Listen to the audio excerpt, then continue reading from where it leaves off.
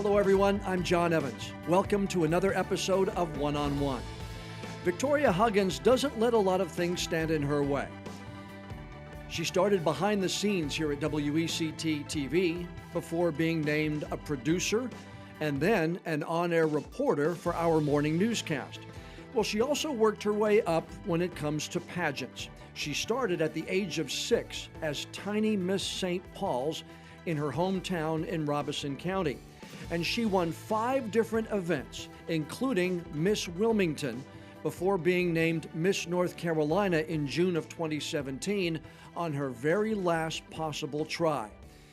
And boy, has she been busy since then. Already got 166 appearances under my belt, and I'm only 6 months in. Wow. So that has never been done in a whole year by Miss North Carolina. So that's really special. And just to kind of see the dynamic, because everybody kind of claims me since I was 5 different titles. Everybody claims me. I know. Yes, they do. It's really special. So no matter where I go in the state, they're all like, oh my God, we're so proud of you. We feel like we know you because of my social media skills that I learned right here at WECT. When they called your name that night and made you Miss North Carolina, you had tried before. Mm-hmm. You had put in a lot of work. You had worked on this for 3 or 4 years. 5 years. Yeah, 5 years. You had competitions that you had won. Mm-hmm. When they called your name, can you put a word on what went through your mind at that moment? Surreal. Just because it was everything that I had worked so hard for. Not only just me, but it was a team victory because, like I said, I was 5 times into this thing. And so that was a collective effort of a lot of different people pouring their knowledge, pouring their heart into me. So it wasn't just me who won Miss North Carolina. It was all of my committees, my family. And just to hear that auditorium just go wild, that was insane. I had never seen that happen before, even when some of my sisters who were Miss North Carolina won. So it was just crazy to know that it was finally my turn.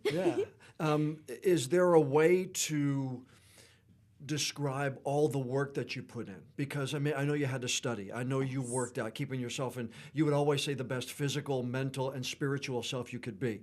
Absolutely. But is there a way to recapture all that work and know how much it was worth it to you? It really came full circle when I came here to WECT to work as a morning news producer because Kim Ratcliffe, she was my buddy. Like, not only did she challenge me intellectually, you know, just randomly coming up and saying, hey, Victoria, answer me this question on politics. But she would also be like, you know, let's go and do an extra round running at the mall or whatever, you know, whatever it needed to be for that little extra push. It was a team effort. Mm-hmm. And that's what really meant a lot to me. I was fully immersed in news because interview is the most important part of the competition because that's the only chance the judges get to talk one-on-one with you. The total competition time is really only 15 minutes. Right. And that 10 minutes of your interview, that establishes the whole competition. What did they ask you? Can you share? Oh, I got a variety of questions. Everything from, we have seen 36 other young women before you. What makes you different for this job? And I got everything from politics and what I would want to do, meeting with Governor Cooper, which I have been blessed to meet with him twice since I was crowned, unprecedented by Miss North Carolina. So that's very special to me with my interest in politics. Mm-hmm. But also, you know, just asking me what was my business plan. And I really wanted to take this role, this job as a job.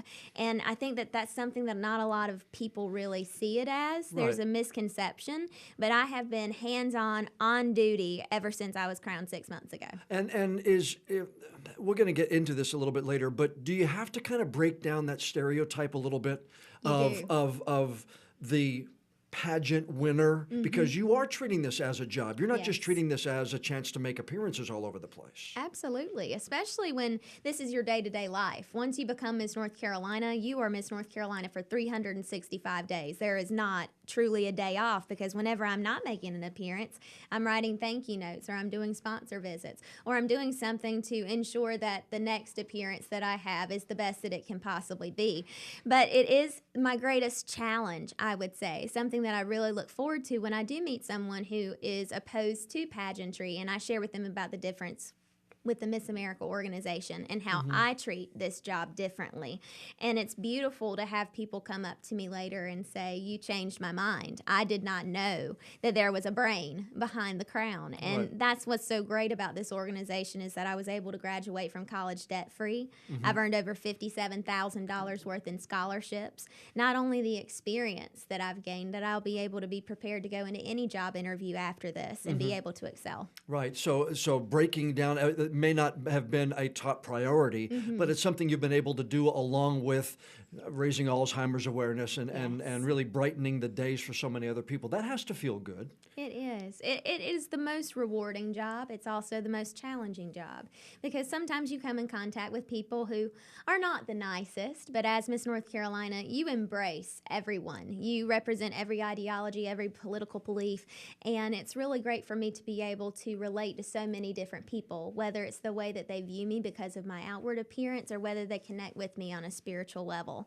That's something that I take great pride in, is that people connect with me in a way that they haven't been able to connect with a Miss North Carolina before. So that's really humbling. Tell me about your upbringing in Robeson County. What are some of your earliest memories of Robeson County? Oh my gosh. Now, you were born and raised there? Born and raised. Yeah. 2-stoplight town of St. Paul's, North Carolina, right smack dab in the middle of Well, Lumberton and Fayetteville. That's one more stoplight than I had in my hometown. So congratulations. Your town was bigger than mine. Good things come out of small towns, you're right obviously. there. But you got it. I loved St. Paul's, and my earliest memory was that whenever I would go to my pastor in my home church and I'd say, hey, can I sing this Sunday? He always told me yes. There was never a no. And no matter what I did in my town, they always said, yes, you can. There wasn't this aspect of no, because you come from St. Paul's, you can't do this. Now, other people look at Robeson County, and that's one of the sad parts that I have found in growing up, and they say, you know,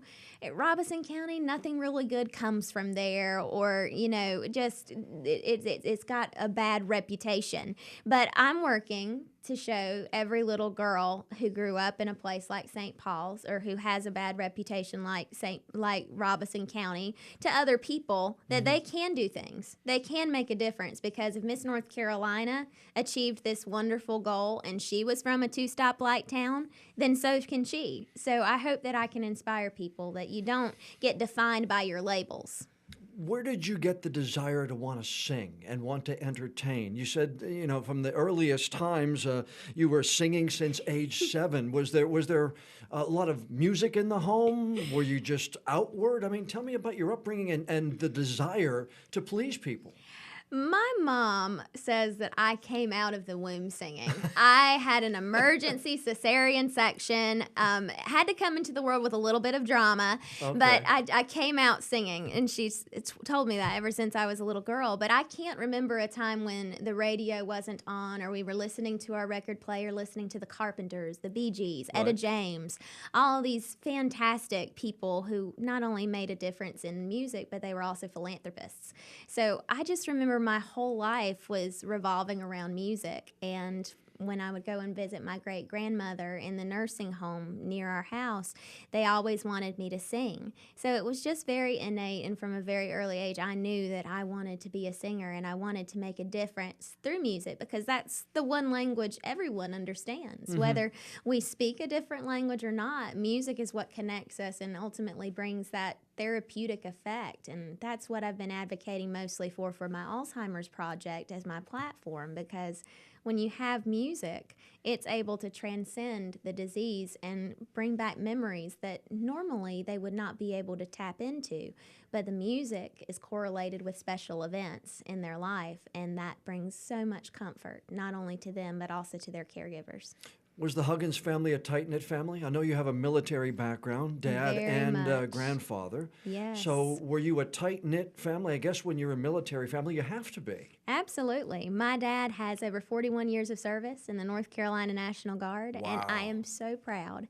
And I ultimately learned how to serve because of him, as well as my mom, because sometimes we forget about not the caregivers, but the family, the Right. support team that That helps support. give them the opportunity so that they can serve to the best of their abilities. But yes, everything revolved around family. We had a motto that everything in our household revolved around three things: God, family, and education. So we always put that as the top thing in our priority box. And no matter what we did, even at Miss North Carolina, Right. 5 years, my family Yeah. were there with cowbells and lights and signs. They were there, they were cheering, No they matter- were hooping and hollering. I mean, everything revolves around family in my house. Yeah, your mom is sitting here, so I should ask her, but I'm going to ask you. What kind of young lady were you? Good student? Did you do a lot Yes. of extracurricular activities? I had Drama to be. club? I had to be. My mama was my teacher. I was homeschooled, Oh. except for 9th grade. Wow. So, yes, everything was very structured. And I still have yet to meet a college professor who was tough on me as my mama was. But I loved it because I was very self-motivated. I was a very odd child. When my peers were watching Barney, I was watching Oprah and telling my mom, I can answer that question better than Regis Philbin just answered it or whatever. You Right. know, I just was very odd. I knew that I wanted to represent my state at a very early age. And every chance that I had, my parents always opened up an opportunity for me, like, you know, there's this contest with Kraft macaroni and cheese. You can earn a $10,000 scholarship. Oh, and you're faced on 1,000,000 boxes. Would you like to do it? And I would be like, yes, what do we have to do? Really? So Don't ask me a second time, Mom. Right. yes, so I was very studious, very dedicated, very odd from what people would expect of people my age. One of the greatest compliments I've ever received is that I feel, to other people, they feel I'm an old soul. And I think that's very relevant with how I am as a person because I just love and appreciate tradition, but I also feel like I come from a different time. What's the first competition you entered? Do you remember it? Yes, Tiny Miss St. Paul. So my mama wanted me to do Tiny Miss St. Paul so I could tell my grandchildren someday I was Tiny Miss St. Paul's. I hated it. So You did? yes, no makeup How on. old were you? Just chapstick. I was 6. Okay. And I looked at my mom because I won some kind of miracle. And this other little girl was just bawling her eyes out. She was my first runner-up, and her mama said, this is all your fault that a newbie came in and won. And I looked at the little girl, here comes the odd part, and Uh-oh. said, do you want my trophy? You can have it. And the other mama was just going berserk. And so I looked at my mom and I said, I don't want to do pageants. I just want to sing. But my tune changed when I went to college because I wanted to give back to my family because they had always supported me Right. in whatever venture I wanted to do. So I wanted to graduate debt-free. And so that was one way that I could do it and still do things that I had a strong suit in. I already love talking to people. As you can Right. see, Oh, I'm yeah. a chatterbox. Yeah. And then I had my talent singing. I had already been working with the Alzheimer's Association advocating for 7 years. So now it was just a matter of, okay, let's learn how to walk in an evening gown and a swimsuit. No big deal, No big right? deal. And heels and And parade heels. across in front of a couple of thousand people and how many Yes. others watching on television. But you know, John, it's all in the mindset. I've learned. I was going to ask that. I mean, Yes. is there a mindset to being not self-conscious, to Absolutely. being confident when you're walking, whether it's in a swimsuit, whether it's in an evening gown, because, Lord knows there's a possibility of falling. So, Yes, I mean, I Miss would. Congeniality moment. yeah. Absolutely. That was So- my biggest fear. So how do you overcome something like that? How do you gain that confidence? I felt within my spirit this was what I was meant to do. I was meant to be Miss North Carolina. This was the position that was ordained for my life. And so when you have that kind of peace, and I loved being on stage and knowing that 7 people will determine your fate is very scary. Yeah. Because if you've got 15 minutes, you don't really get to convey what all you've been doing for the past 365 days, much less the past 24 years of your life to prepare you for this moment. But I knew exactly what I wanted to convey to those judges, a confident businesswoman with a plan. And that is what I conveyed in my interview. And then whenever I competed in swimsuit, I just remembered that my body is the temple of the Lord. That's what my pastor told me. You just think about your body as a temple. You've kept it healthy. You have worked hard to maintain physical fitness. So be proud of that. So that's what I thought about. And then in my evening gown, I felt better than Cinderella. And to have my dad to escort me down the stairs this year in the top 15, that was so special. And a moment that neither one of us will ever forget. And plus that will delay the other white dress for a very long time for escort.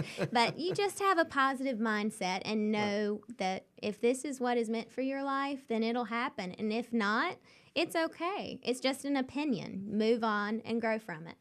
Most people, when they go to YouTube, they watch other people's videos. Oh, Lord. I put the podcasts on, but if I go to YouTube, I can see you on Idol. I can see you on Showtime at the Apollo. I can catch you. I haven't found the Star Search yet, but you have performances on YouTube from all across the country. How did you, tell me about Star Search and Showtime, and we'll talk about Idol in a second. How did that all come about? I loved Star Search, and I loved It's Showtime at the Apollo because that's awesome. Just a facility is just awesome. Yeah, it was incredible. Actually, my voice teacher encouraged me to audition for It's Showtime at the Apollo, and we drove all the way up to Charlotte to win this contest for someone from North Carolina to represent our state. So me being naturally competitive, I wanted it. Right, sure. So I competed my heart out, and then next thing I know, I'm in an outfit that my mama sewed from scratch just for me, custom made,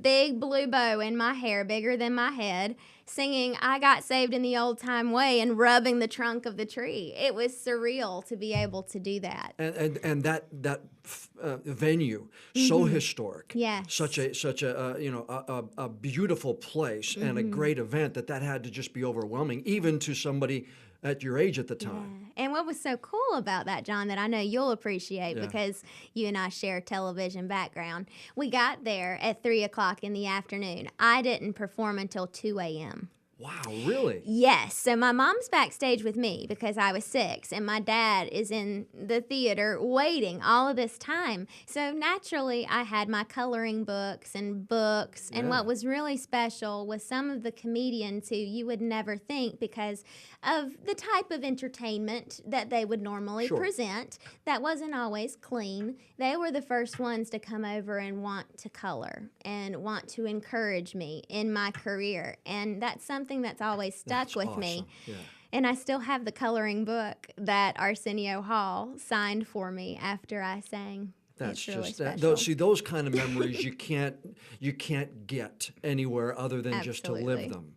And I can't believe that I'm 24 years old, and to be able to say that I accomplished such an incredible feat. Yeah. It's very humbling. Now, the entire world met you in 2011. Yes. And to go in front of the 3 judges for Idol, that had to almost be like an ocean wave.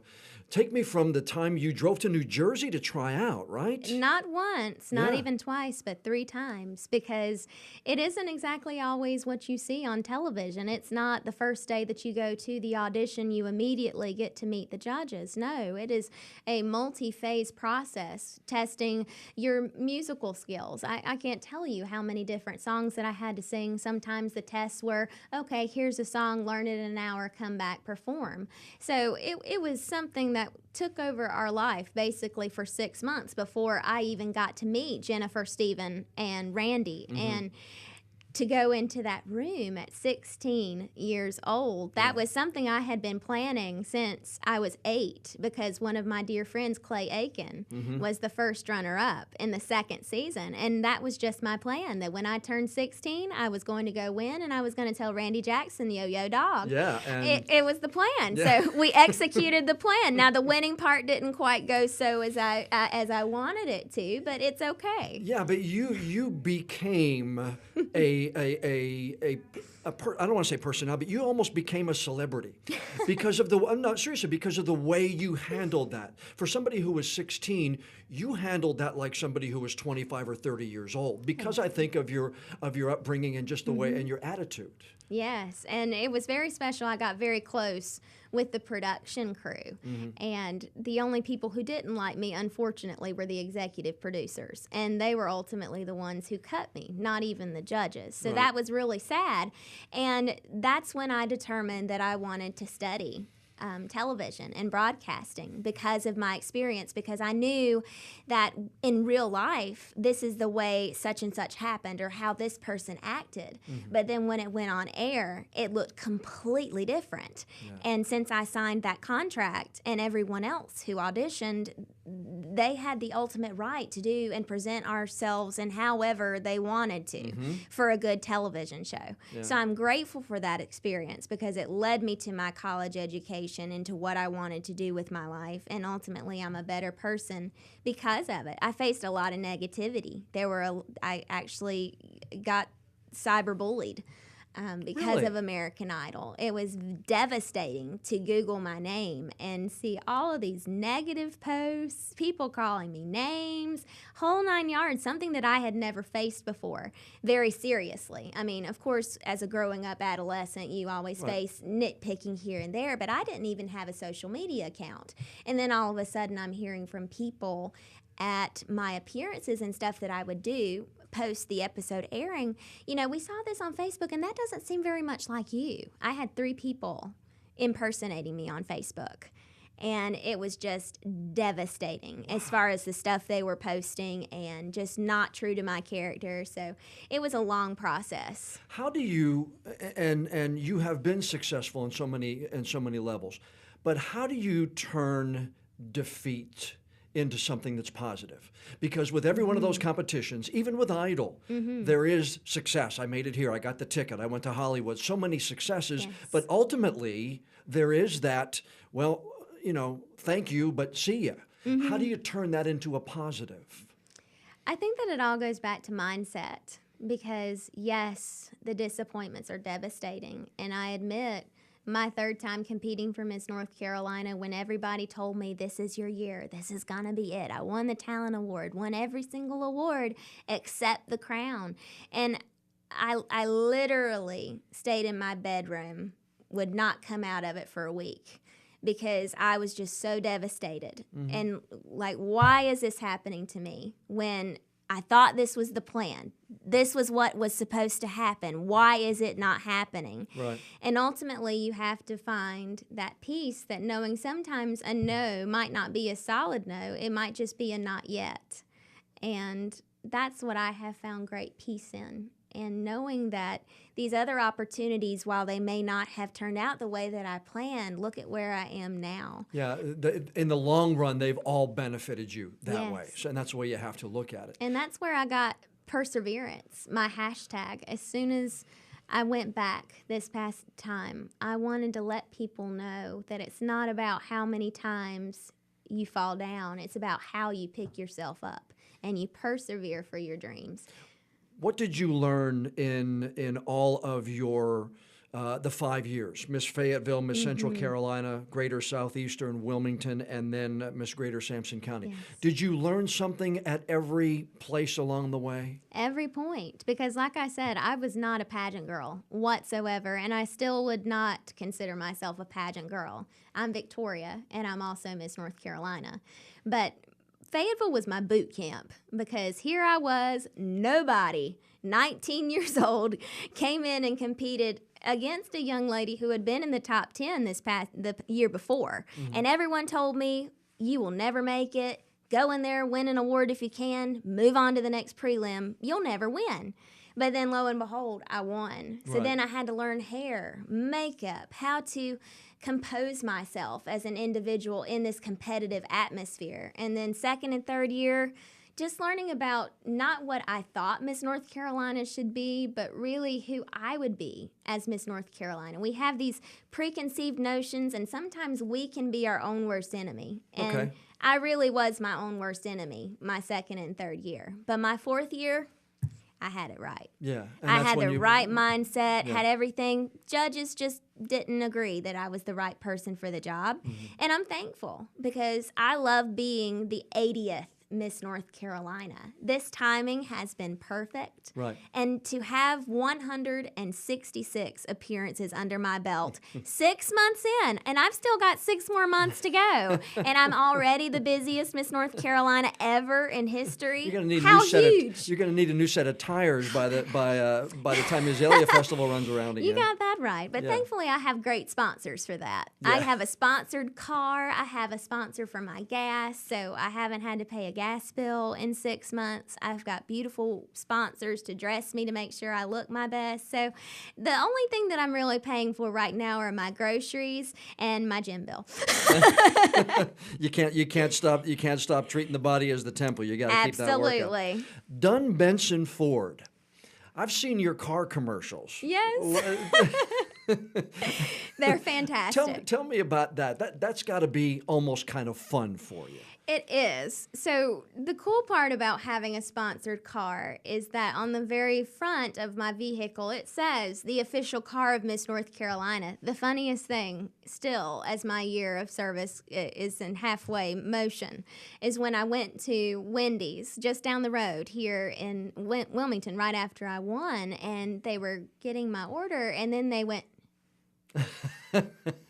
And I was like in a baseball cap, totally casual. And the next thing I know, this employee goes running through the back. Miss North Carolina's here. I'm trying to keep it together, John. Right. Next thing I know, we're taking selfies through the drive-through window. And I'm like, Lord, I should have put on some lipstick this morning. But it was so funny. But I love being able to have that vehicle that keeps me safe and keeps me where I need to go. Right. Can you ever step out of being Miss North Carolina? I mean, even when you go to Wendy's, you're going to be seen. Mm-hmm. Even when you put on the baseball cap, you're going to be seen. Mm-hmm. I know it's an honor. It is. But is there that 15 minutes a day when you just kind of decompress and say, okay, I'm just going to be Victoria for that. I'm going to watch, an episode of something I really like and put the crown down for a minute. Can you? Yes. And I think that's the beauty of home, the beauty of my apartment that I've been so graciously given, and also the beauty of friends, true friends, who love me for Victoria and have been along the journey before Miss North Carolina. Right. So being able to spend that time with them and say, we want to take Victoria to dinner. We don't want to take Miss North Carolina.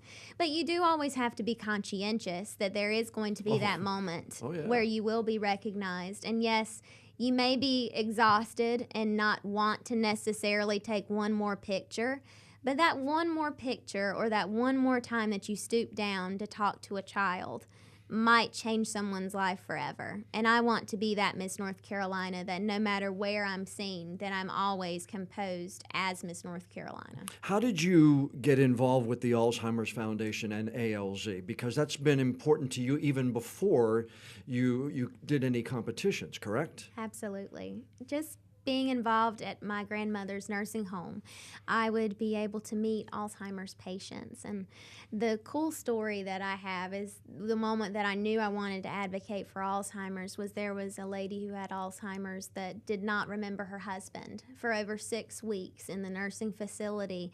And I started singing At Last. And she reached her hand into the wheelchair beside her and said, "Honey, that's our song." So to see how powerful something that I loved so much, music, which I just thought was simple, could transcend this disease and bring immeasurable comfort and hope to these individuals. And still, medically, it's not possible to cure Alzheimer's, but music is the only thing right now that really helps. So that's when I really got involved and working to go to symposiums to learn as much as I could.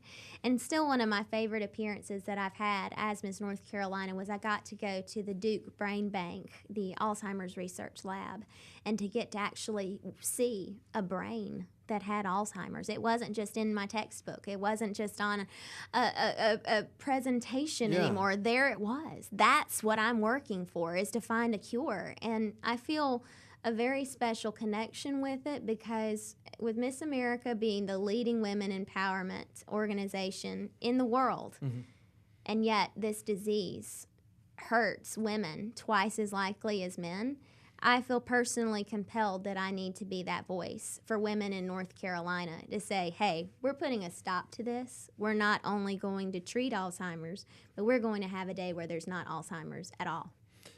Politics. You and I have talked politics many a time at the desk here in the newsroom before you. You've grilled me before, and I loved it. But that's what you want to do after your time is done. You want to go into at least political commentating. What drew you to that? That is definitely one of my options that I'm really excited about. But I think that politics is so special because it affects all of our lives. Whether you directly want to be involved in politics or not, you still have to determine, the people that are going to be the right ones to represent you and to make the right decisions for your family. And I think that we need to keep them accountable and making sure that they stick with the original principles of sticking to bettering our community, bettering our state, and making sure that they're the right representatives. Thanks to Victoria Huggins for stopping by for this week's conversation. You can learn more about her efforts to raise funding and awareness for Alzheimer's research by going to missnc.org and missamerica.org as well. Next week, we'll talk to Haley Lovett.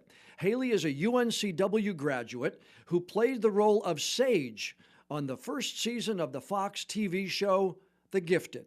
Initially, whenever I went into college, from high school, I thought that I would get into news broadcasting, reporting, anchoring, that kind of thing was kind of my thought. And then I started taking classes, and that kind of evolved into public relations. And I also had a really awesome negotiations class that I started thinking maybe I'll do that. And then I don't know. I think because I always wanted to act, even though I was interested in a lot of different things, nothing really felt fully satisfying to me.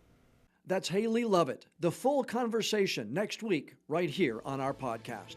If you know someone who you think would be a good interview for an upcoming episode, send me an email, jevans@wect.com. And please do me a favor, leave me a rating or a review of what you thought of this week's podcast. Not only does that help lure in more potential listeners, but every week we pick one lucky reviewer, and we'll pull that name out at random and send that person a WECT travel mug. I'm John Evans.